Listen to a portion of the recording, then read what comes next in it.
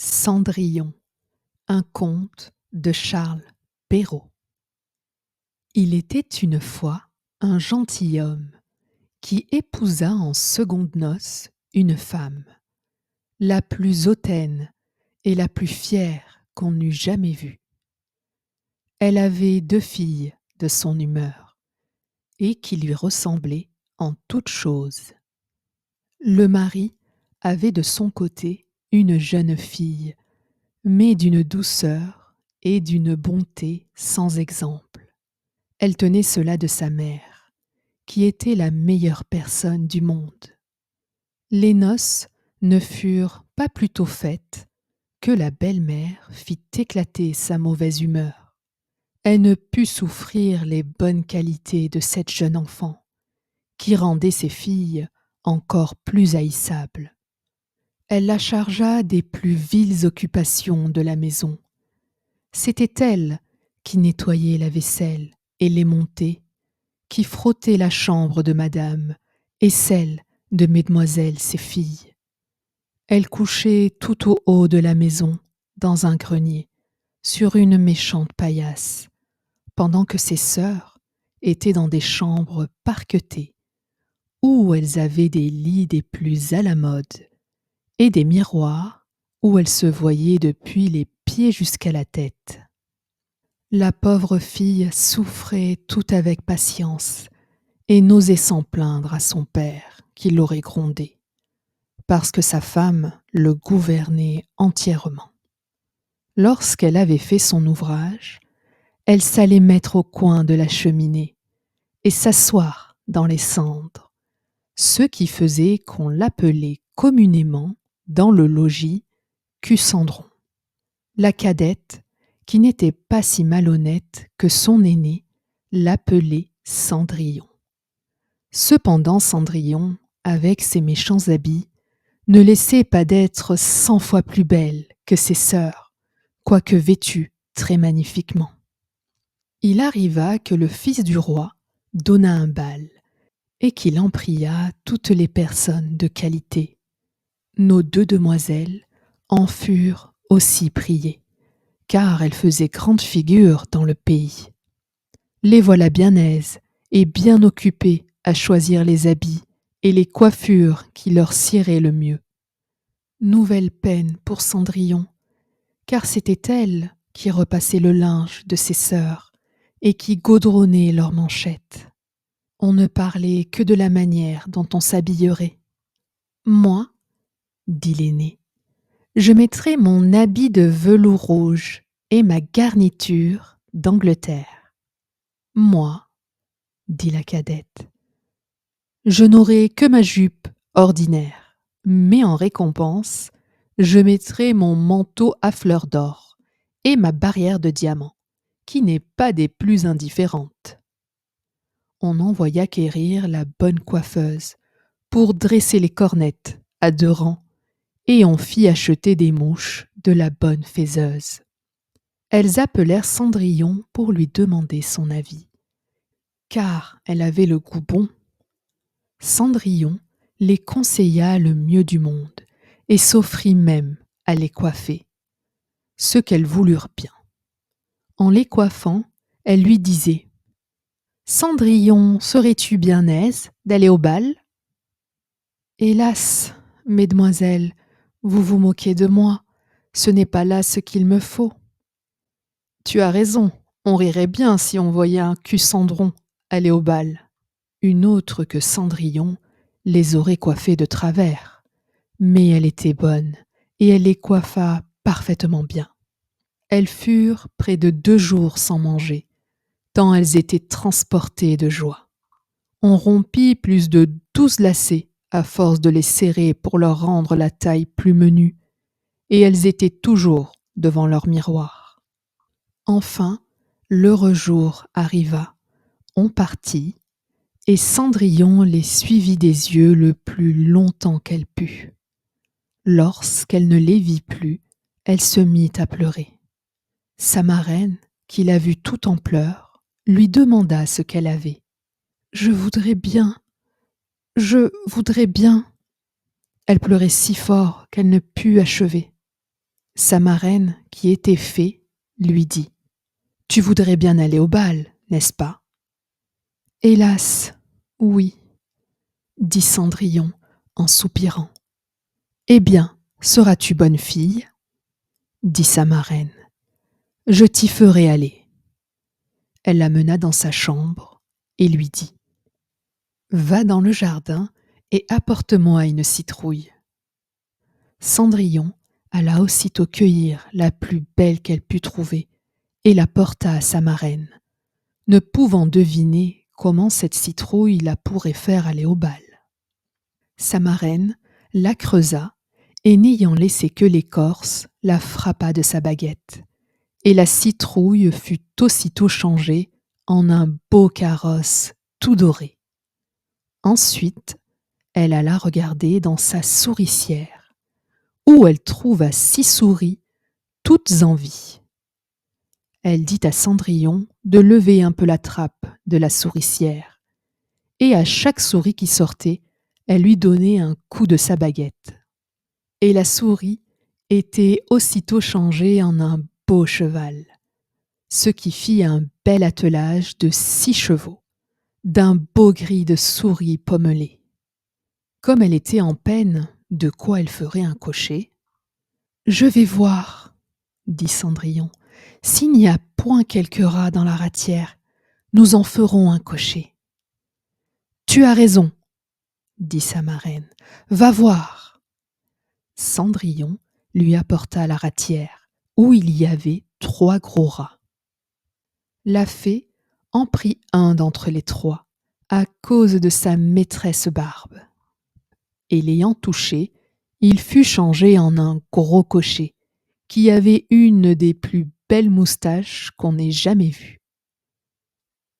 Ensuite, elle lui dit : « Va dans le jardin, tu y trouveras 6 lézards derrière l'arrosoir, apporte-les-moi. » Elle ne les eut pas plutôt apportés que la marraine les changea en 6 laquais, qui montèrent aussitôt derrière le carrosse, avec leurs habits chamarrés, et qui s'y tenaient attachés, comme s'ils n'eussent fait autre chose toute leur vie.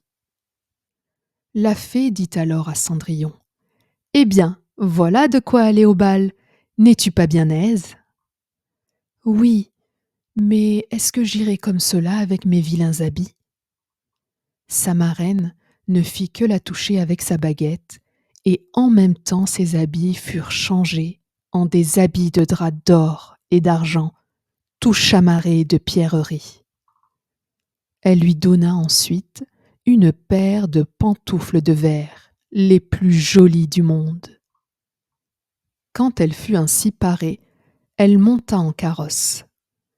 Mais sa marraine lui recommanda sur toute chose de ne pas passer minuit, l'avertissant que si elle demeurait au bal un moment davantage, son carrosse redeviendrait citrouille, ses chevaux des souris, ses laquais des lézards, et que ses vieux habits reprendraient leur première forme. Elle promit à sa marraine qu'elle ne manquerait pas de sortir du bal avant minuit. Elle part, ne se sentant pas de joie. Le fils du roi, qu'on alla avertir qu'il venait d'arriver une grande princesse qu'on ne connaissait point, courut la recevoir. Il lui donna la main à la descente du carrosse et la mena dans la salle où était la compagnie. Il se fit alors un grand silence. On cessa de danser, et les violons ne jouèrent plus, tant on était attentif à contempler les grandes beautés de cette inconnue. On n'entendait qu'un bruit confus. « Ah, qu'elle est belle !» Le roi même, tout vieux qu'il était, ne laissait pas de la regarder et de dire tout bas à la reine qu'il y avait longtemps qu'il n'avait vu une si belle et si aimable personne. Toutes les dames étaient attentives à considérer sa coiffure et ses habits, pour en avoir dès le lendemain de semblables, pourvu qu'il se trouvât des étoffes assez belles et des ouvriers assez habiles. Le fils du roi la mit à la place la plus honorable, et ensuite la prit pour la mener danser. Elle dansa avec tant de grâce qu'on l'admira encore davantage.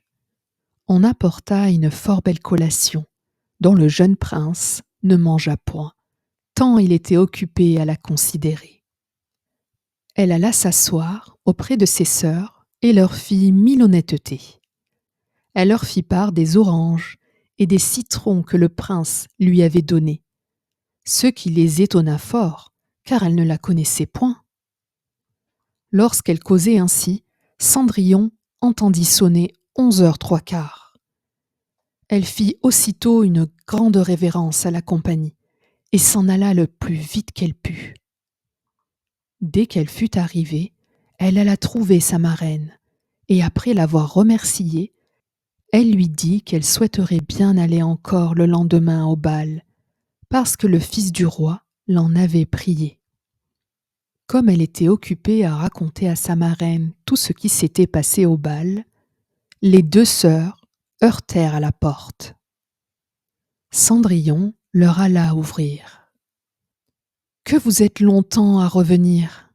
leur dit-elle en bâillant, en se frottant les yeux et en s'étendant comme si elle n'eût fait que de se réveiller. Elle n'avait cependant pas eu envie de dormir depuis qu'elle s'était quittée.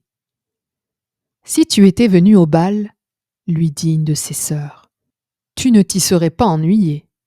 Il y est venue la plus belle princesse, la plus belle qu'on puisse jamais voir. Elle nous a fait 1000 civilités, elle nous a donné des oranges et des citrons. » Cendrillon ne se sentait pas de joie. Elle leur demanda le nom de cette princesse. Mais elles lui répondirent qu'elles ne la connaissaient pas, que le fils du roi en était fort en peine, et qu'il donnerait toute chose au monde pour savoir qui elle était. Cendrillon sourit et leur dit : « Elle était donc bien belle. Mon Dieu, que vous êtes heureuse.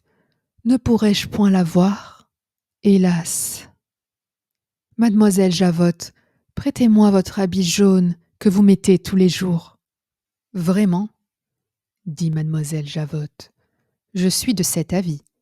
Prêter votre habit à un vilain cul-cendron comme cela, il faudrait que je fusse bien folle. » Cendrillon s'attendait bien à ce refus, et elle en fut bien aise, car elle aurait été grandement embarrassée si sa sœur eût bien voulu lui prêter son habit.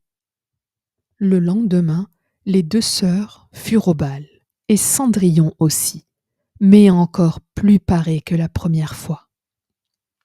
Le fils du roi fut toujours auprès d'elle et ne cessa de lui conter des douceurs.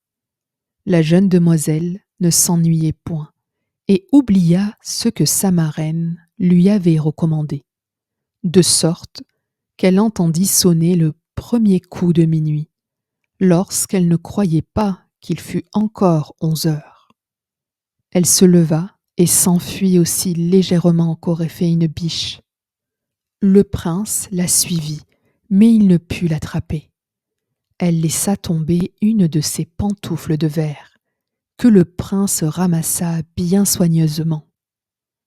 Cendrillon arriva chez elle bien essoufflée, sans carrosse, sans laquais, et avec ses méchants habits, rien ne lui étant resté de toute sa magnificence qu'une de ses petites pantoufles, la pareille de celle qu'elle avait laissée tomber. On demanda aux gardes de la porte du palais s'ils n'avaient point vu sortir une princesse.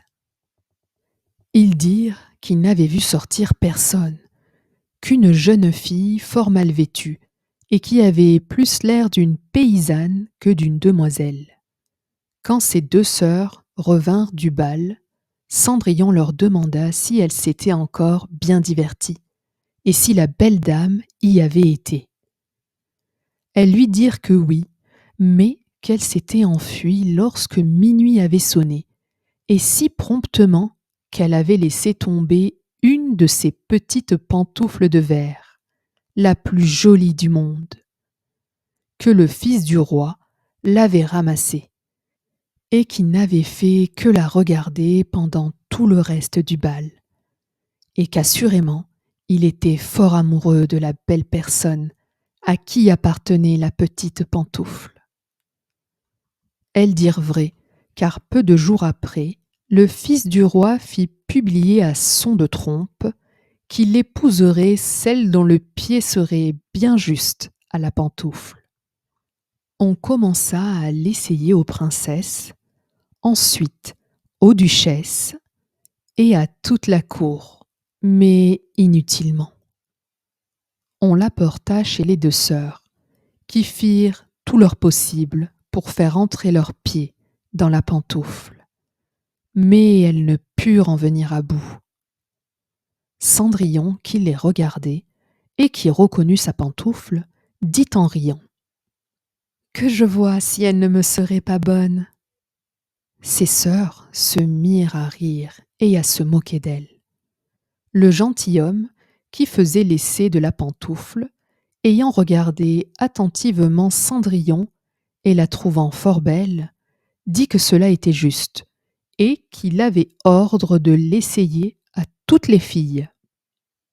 Il fit asseoir Cendrillon et, approchant la pantoufle de son petit pied, il vit qu'elle y entrait sans peine et qu'elle y était juste comme de cire. L'étonnement des deux sœurs fut grand, mais plus grand encore quand Cendrillon tira de sa poche l'autre petite pantoufle qu'elle mit à son pied. Là-dessus arriva la marraine, qui, ayant donné un coup de sa baguette sur les habits de Cendrillon, les fit devenir encore plus magnifiques que tous les autres. Alors, ces deux sœurs la reconnurent pour la belle personne qu'elles avaient vue au bal. Elles se jetèrent à ses pieds pour lui demander pardon de tous les mauvais traitements qu'elle lui avait fait souffrir. Cendrillon les releva et leur dit, en les embrassant, qu'elle leur pardonnait de bon cœur et qu'elle les priait de l'aimer bien toujours. On l'amena chez le jeune prince, parée comme elle était. Il la trouva encore plus belle que jamais, et peu de jours après, il l'épousa.